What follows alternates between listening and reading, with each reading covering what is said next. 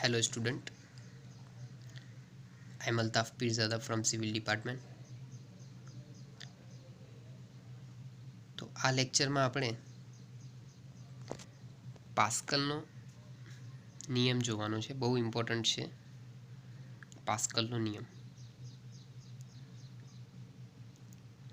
તો પહેલાં આપણે જોઈશું કે પાસ્કલનો નિયમ છે શું, કોને પાસ્કલનો નિયમ કહેવાય છે, અને પછી આપણે પાસ્કલના નિયમની જે ઇક્વેશન્સ છે એને આપણે પ્રૂવ કરશું. તો ફર્સ્ટ ઓફ ઓલ જોઈ લઈએ કે પાસ્કલનો નિયમ કોને કહે છે. તો સમજો તમે કે અહીંયા એક ફ્લૂડ ભરેલું છે, બરાબર. કોઈ બી પાત્ર મેં લીધું છે, પાત્રમાં ફ્લૂડ ભરી દીધું છે.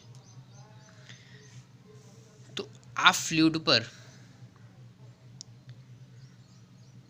જે લાગતું દાબ તીવ્રતા હશે એ બધી જ દિશામાં એક સરખી હશે, જેને પાસ્કલનો નિયમ કહે છે. કે સ્થિર ફ્લૂડ ઉપર કોઈ પણ બિંદુએ લાગતી, એટલે કોઈ બી બિંદુએ લાગતી જે દાબ તીવ્રતા હશે એ બધી જ દિશામાં એક સરખી હોય છે, જેને આપણે પાસ્કલનો નિયમ કહીશું. ક્લિયર? પાસ્કલનો નિયમ શું છે કે સ્થિર ફ્લૂડમાં કોઈ પણ બિંદુએ લાગતી દાબ તીવ્રતા, સ્થિર ફ્લૂડમાં કોઈ પણ બિંદુએ લાગતી દાબ તીવ્રતા બધી દિશામાં એક સરખી હોય છે, જેને પાસ્કલનો નિયમ કહે છે. ઓકે, હવે આપણે જાણીએ કે આપણને એક ફિગર આપેલી છે.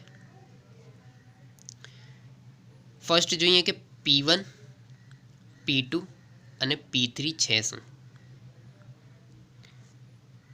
તો જે P1, P2, P3 છે એ આપણી દાબ તીવ્રતા છે, એટલે કે દબાણની તીવ્રતા છે.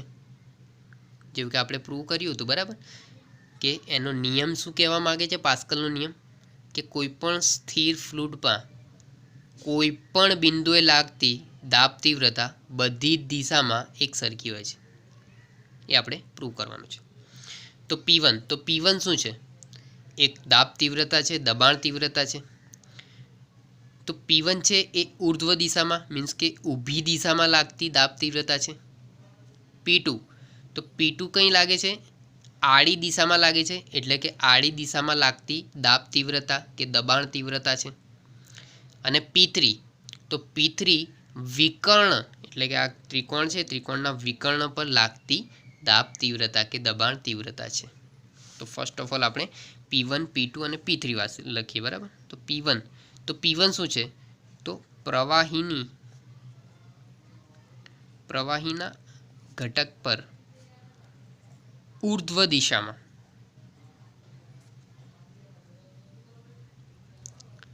લાગતી દબાણ તીવ્રતા. P1 શું છે? તો જે P1 જે છે એ આપણે ઉર્ધ્વ દિશામાં લાગતી દબાણ તીવ્રતા છે, બરાબર. હવે નેક્સ્ટ આપણે જોઈએ કે P2. તો P2 છે શું? આપણે P2 વિશે વાત કરીએ. તો P2 જે છે એ આડી દિશામાં લાગતી દાબ તીવ્રતા છે કે દબાણ તીવ્રતા છે, બરાબર. તો પ્રવાહીના ઘટક પર આડી દિશામાં હોરિઝોન્ટલી એક્ટ કરે છે, બરાબર, આડી દિશામાં લાગતી દબાણ તીવ્રતા કે દાબ તીવ્રતા. નેક્સ્ટ છે તમારું P3. તો આ તમારું છે P3. તો P3 શું છે? કે વિકર્ણ પર લાગતી દાબ તીવ્રતા છે, એટલે કે પ્રવાહીના ઘટક પર વિકર્ણ પર લાગતી દાબ તીવ્રતા કે દબાણ તીવ્રતા છે. તો ફર્સ્ટ ઓફ ઓલ આપણને ક્લિયર થયું કે P1, P2 અને P3 છે શું. ઓકે, હવે આપણે જોઈએ કે જે P1 અને P2 અને P3 જે એક્ટ કરે છે એ કંઈ એક્ટ કરશે એ આપણે જોઈએ. તો ફર્સ્ટ આપણે સપાટી લઈએ છીએ કે P1 છે, બરાબર. P1 માટે આપણે લઈએ છીએ કે ABEF પર લાગતું કુલ દબાણ આપણે ફાઇન્ડ કરીએ. તો સપાટી AB BEF પર લાગતું કુલ દબાણ કે કુલ બળ. તો ABEF ફોર્સ કયું લાગે છે? P1. પ્રેશર્સ P1 જેટલું આપશું. લાગશે કંઈ?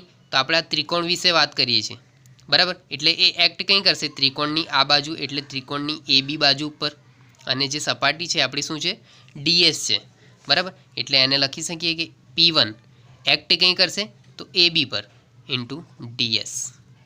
ખબર પડી કે ફર્સ્ટ સપાટી આપણે લીધી કે ABEF પર લાગતું કુલ બળ આપણે ફાઇન્ડ કરીએ છીએ, બરાબર. તો ABEF પર લાગતું બળ શું છે? P1 છે. P1 જેટલું દબાણ લાગે છે. લાગશે કંઈ? કે આપણી જો આ ત્રિકોણ છે, ત્રિકોણ ABC, બરાબર. તો એની કઈ બાજુ પર લાગશે? AB બાજુ પર લાગશે, એટલે AB, અને એની સપાટી શું છે? DS. એટલે કે આપણે લખ્યું કે P1 into AB into DS, સપાટી ABEF પર લાગતું કુલ બળ. સેકન્ડ આપણે જોઈએ કે સપાટી BCDF, સપાટી આપણી BCDF, કેમ કે આ DSથી આપણે સપાટી લેવાની છે, એટલે યાદ રાખજો કે આપણે જે બી કોઈ બી ત્રિકોણનું લેશું, બરાબર, તો એ F પર આપણે લાસ્ટ લેશું, બરાબર. એટલે કે સપાટી BCDF પર લાગતું કુલ બળ ફાઇન્ડ કરીએ. તો BCDF પર બળ શું લાગે છે? પ્રેશર શું લાગે છે? P2, બરાબર. કઈ દિશામાં, કઈ બાજુ પર લાગશે? તો આ ત્રિકોણની કઈ બાજુ છે? BC. તો BC પર લાગશે ઇન્ટુ DS. સેકન્ડ આપણે લીધું કે સપાટી BCDF પર લાગતું કુલ બળ, બરાબર. તો BCDF પર કયું બળ લાગે છે? P2.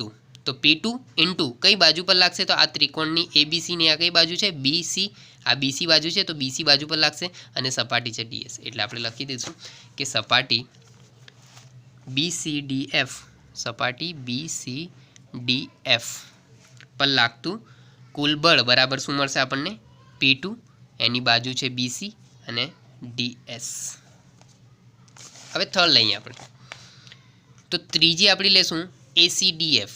ACDF થર્ડ લેશું આપણે ACDF, બરાબર.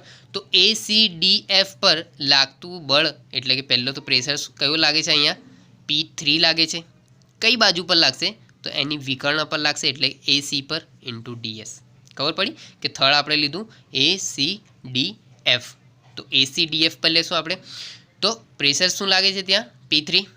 કઈ બાજુ પર લાગશે? તો વિકર્ણ પર લાગશે, એટલે કે AC કર્ણ પર લાગશે, AC પર, બરાબર. અને સપાટી DS. એટલે કે આપણે થર્ડ ત્રિકોણ લીધું કે ACDF. થર્ડ લીધું આપણે ACDF પર લાગતું કુલ બળ બરાબર. તો P3 એક્ટ કરે છે, બરાબર. કઈ બાજુ ઉપર? તો AC ઉપર ઇન્ટુ DS. ક્લિયર અહીં સુધી કે આપણે ત્રણ લીધા, બરાબર. ફર્સ્ટ આપણે લીધું કે ABEF. તો ABEF પર લાગતું કુલ બળ, તો ત્યાં દબાણ કેટલું લાગે છે? P1. કઈ બાજુ પર? તો ત્રિકોણની AB બાજુ પર, P1 AB into DS. Second આપણે લીધું BCDF, એટલે કે BCDF. તો BCDF પર લાગતું કુલ બળ, તો BCDF પર બળ પ્રેશર કયું લાગે છે? તો P2. કઈ બાજુ પર લાગશે? તો ત્રિકોણની BC બાજુ પર, તો P2 BC into DS. Third આપણે લીધું કે ACDF પર લાગતું કુલ બળ. તો ACDF પર પ્રેશર શું લાગે છે? P3. દાબ તીવ્રતા, દબાણ તીવ્રતા શું લાગે છે? P3, બરાબર. કઈ બાજુ પર લાગશે? તો એની કર્ણ પર લાગશે, એટલે કે AC પર લાગશે, તો P3 AC ઇન્ટુ DS. તો આપણી થઈ ગઈ ત્રણ બાજુઓ પર લાગતું જે કુલ બળ હતું એ આપણે ફાઇન્ડ કર્યું. હવે આપણે ABC, આ જે ત્રિકોણ છે એ ત્રિકોણને આપણે લઈએ છીએ, બરાબર. તો આ ત્રિકોણને આપણે ડ્રો કરીએ કે આપણું આ ત્રિકોણ છે, કેમ કે એના પરથી આપણે ફાઇન્ડ કરશું સાઇન થીટા અને કોસ થીટા. આપણે ત્રિકોણ લીધું, બરાબર. એનો થીટા અહીંયા છે, A, B અને C. તો હવે આપણે જ્યાં થીટા પડશે, બરાબર, તો ત્યાં બે કોમ્પોનન્ટ્સ પડશે. તમે આ ભણ્યા હશો, બરાબર, કે જ્યાં થીટા પડશે ત્યાં બે કોમ્પોનન્ટ્સ પડશે કે જે હોરિઝોન્ટલ અને વર્ટિકલ, એટલે કે અહીં આડો અને એક ઊભો, અહીં બે કોમ્પોનન્ટ્સ પડશે. તો જે હોરિઝોન્ટલ કોમ્પોનન્ટ્સ પડશે એ શું પડશે? Sine theta. એ સાઇન થીટા પડશે, બરાબર. અને જે વર્ટિકલ કોમ્પોનન્ટ્સ જે હશે, બરાબર, એ અને એની બાજુ બી લેવી પડશે, એટલે કે AC સાઇન થીટા અને AC કોસ થીટા, બરાબર. એ બે આપણે લેવી પડશે, બરાબર. તો અહીં જે છે એ એસી સાઇન થીટા, હોરિઝોન્ટલ અને વર્ટિકલ શું પડશે? તો વર્ટિકલ પડશે એસી કોસ થીટા. આપણને ખબર છે જ્યાં થીટા પડશે, બરાબર, તો થીટાની બે બાજુ પડશે. તો જે હોરિઝોન્ટલ હશે એ સાઇન થીટા આવશે અને જે વર્ટિકલ હશે એ કોસ થીટા આવશે. Okay, clear? તો આના ઉપરથી આપણે ફર્સ્ટ લઈએ છીએ કે થીટા, બરાબર. આ થીટા છે તો થીટાની આ કઈ બાજુ થઈ? તો આ પાસેની બાજુ થઈ. આ કઈ બાજુ થઈ? તો આ થઈ સામેની બાજુ. અને આ તો આ શું થઈ? આપણી કર્ણ. તો ફર્સ્ટ આપણે ફાઇન્ડ કરીએ છીએ કે સાઇન થીટા. તો સાઇન થીટા બરાબર સાઇન થીટાનું સૂત્ર શું થાય છે કે સામેની બાજુ છેદમાં કર્ણ, બરાબર. તો સામેની બાજુ કઈ છે? બીસી, એટલે કે બીસી ડિવાઇડેડ બાય કર્ણ. કર્ણ શું છે? આપણી કર્ણ એસી છે, એટલે કે એસી. તો આપણે અહીંથી લખી શકીએ કે મારે જોઈએ છે કે બીસી બરાબર શું થશે? બીસી બરાબરમાં શું થશે? તો આપણે લઈ શકીએ આને કે બીસી બરાબર શું થશે? તો એસી સાઇન થીટા. આપણને એક મળી ગઈ બીસી. ફર્સ્ટ ઓફ ઓલ તો આપણે શું કર્યું કે સાઇન થીટા ફાઇન્ડ કર્યું. સાઇન થીટા બરાબર શું થાય છે? સામેની બાજુ છેદમાં કર્ણ. સામેની બાજુ એટલે કે આપણી બીસી. તો બીસી ડિવાઇડેડ બાય કર્ણ. તો કર્ણ શું છે? આપણી એસી. તો બીસી બાય એસી એટલે કે આપણને જોઈએ છે બીસી. તો બીસી બરાબર શું થશે? એસી ઇન્ટુ સાઇન થીટા. એસી સાઇન થીટા થઈ ગયું. હવે આપણે લઈએ કે કોસ થીટા. તો કોસ થીટા બરાબર શું થશે? તો કોસ થીટા બરાબર શું થાય છે કે પાસેની બાજુ છેદમાં કર્ણ, એટલે કે પાબા ભાઈ કર્ણ. પાસેની બાજુ, તો પાસેની બાજુ શું છે? એબી. તો એબી અને કર્ણ, તો કર્ણ શું છે? એસી. તો એસી એટલે કે કોસ થીટા બરાબર એબી બાય એસી થયું. હવે મારે અહીંથી એબી જોઈએ તો એબી મને મળી જાય કે એબી બરાબર શું મળે? એસી કોસ થીટા, બરાબર. આને સામે મલ્ટીપ્લાય કરી દીધું એટલે એબી મળી ગયું. એબી બરાબર એસી કોસ થીટા, બરાબર. આપણને મળી ગયું સાઇન થીટા અને કોસ થીટા મળી ગયા. હવે આપણે કુલ આડા બળો અને કુલ ઊભા બળો બંને ફાઇન્ડ કરીએ. તો ફર્સ્ટ આપણે ફાઇન્ડ કરીએ કે કુલ ઊભા બળો. કુલ ઊભા બળો, આડા બળો ફાઇન્ડ કરીએ. કુલ આડા બળો એટલે કે સમેશન એચ બરાબર 0. એટલે કે હવે આપણે ફાઇન્ડ કરીએ કુલ આડા બળો ફાઇન્ડ કરીએ. તો ફિગર પરથી આપણે જોઈએ. તો ફિગર ઉપર ફર્સ્ટ ઓફ ઓલ આડો બળ તમારું કયું છે કે એક છે કે P2 BCDS આડો બળ છે આપણું, કે આ P2 BCDS એ આપણું એક આડો બળ છે, બરાબર. અને સેકન્ડ આડો બળ આપણને કયો મળશે? તો સેકન્ડ આડો બળ આપણું છે કે સાઇન થીટા. આપણે જે અહીંયાથી થીટા પડશે, બરાબર, અહીંથી આપણું જે થીટા પડશે તો થીટાના બે કોમ્પોનન્ટ્સ પડશે. આ જે પડશે વર્ટિકલી તમારું હશે, બરાબર, એ હશે તમારી બાજુ એટલે કે એસી કોસ થીટા. અને જે હોરિઝોન્ટલ છે એ હોરિઝોન્ટલ પડશે તમારું, એ પડશે તમારું એસી સાઇન થીટા, બરાબર. તો આપણે ફર્સ્ટ ઓફ ઓલ એ લઈએ, બરાબર. અને અહીંનું જે લોડ જે લાગે છે, બરાબર, ત્રિકોણ પર શું લાગે છે? P3 જેટલું લાગે છે, એટલે કે P3 આવશે આપણું.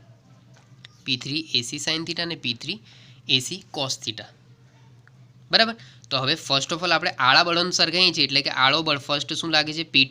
P2 BCDS, બરાબર. અને બીજું ઇક્વલ ટુ બીજું કયો લાગશે કે P3, અહીંયા ફોર્સ લાગે છે P3 અને આ થીટાના લીધે બે કોમ્પોનન્ટ્સ પડ્યા એસી અને એસી સાઇન થીટા અને એસી કોસ થીટા, એટલે કે આ આડો બળ બીજો પડશે કે આપણે P3 જેટલું ત્યાં દાબ તીવ્રતા છે અને એની બાજુ કઈ છે? એસી સાઇન થીટા, એટલે એને સરખાઈએ આપણે, બરાબર. તો આડો બળમાં ફર્સ્ટ આપણે કયું જોયું કે P2 BCDS, બરાબર. એ આડું હતું આપણું કે આવ્યું P2 BCDS અને સેકન્ડ આડો કયો છે? P3 AC sine theta DS is equal to P3 AC sine theta DS cancel, બરાબર. P2 BC, હવે આપણે જોઈએ કે P2 BC બરાબર આપણે લાયા P3 AC સાઇન થીટા. BCની વેલ્યુ આપણે ફાઇન્ડ કરેલી છે. તો BCની વેલ્યુ આપણે શું ફાઇન્ડ કરી છે? BC બરાબર એસી સાઇન થીટા. તો BCની જગ્યાએ આપણે વેલ્યુ પુટ કરી છે એસી સાઇન થીટા. તો અહીં આપણે વેલ્યુ પુટ કરી દઈએ BCની જગ્યાએ કે P2 BCની જગ્યાએ આપણે ફાઇન્ડ કરવાની છે, વેલ્યુ પુટ કરવાની છે AC sine theta is equal to P2 P3 AC sin theta, AC sin theta cancel, means કે આપણને શું મળ્યું? P2 is equal to P3. First of all આપણે આળા બળોને સરખાવ્યા, બરાબર. તો આપણા આળા બળો છે, બરાબર, કે આળો બળ એક લાગે છે P2 BCDS, અને આ જે થીટા પડે છે થીટામાંથી બે કોમ્પોનન્ટ્સ પડશે. હોરિઝોન્ટલ જે પડશે આળો એ આપણું હશે P3 AC sin થીટા, અને જે વર્ટિકલ પડશે ઊભો એ આપણું મળશે P3 AC cos થીટા, બરાબર. તો આ એક આળો બળ આપણે લખ્યું P2 ACDS, એટલે લખી દીધું આપણે P2 BCDS is equal two બીજો આળો લાગે છે કે P3 AC sin theta ds cancel. હવે BC, તો BC બરાબર આપણે પ્રૂવ કર્યું છે કે AC sin થીટા, તો BCની જગ્યાએ આપણે રાખ્યું AC sin થીટા, એટલે આપણે મળ્યું P2 AC sin theta is equal to P3 AC sin theta cancel. તો P2 બરાબર આપણને શું મળ્યું? P3. હવે આપણે ફાઇન્ડ કરીએ કે કુલ ઊભા બળો સરખાવતા,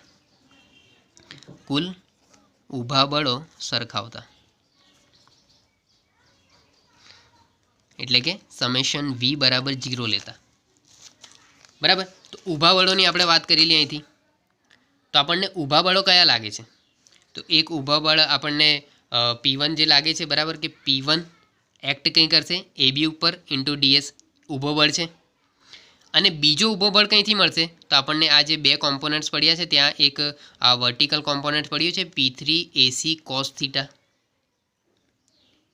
બરાબર. તો એ આપણા બે ઊભા બળ લાગશે. ઊભો બળ ફર્સ્ટ શું છે? P1 AB DS, અને બીજું ઊભું બળ આવી રહ્યું P3 AC cos થીટા. તો એ આપણે લખીએ. તો ફર્સ્ટ આપણને શું છે કે P1 AB DS is equal two, બરાબર. ફર્સ્ટ આપણે જોયું કે આ P1 છે AB પર એક્ટ કરશે into DS, P1 AB DS, અને સેકન્ડ, તો સેકન્ડ વર્ટિકલ કયું પડે છે આપણને? ઊભો બળ P3 AC cos થીટા, બરાબર. તો અહીં રાખીએ equal to P3 AC cos theta into DS cancel.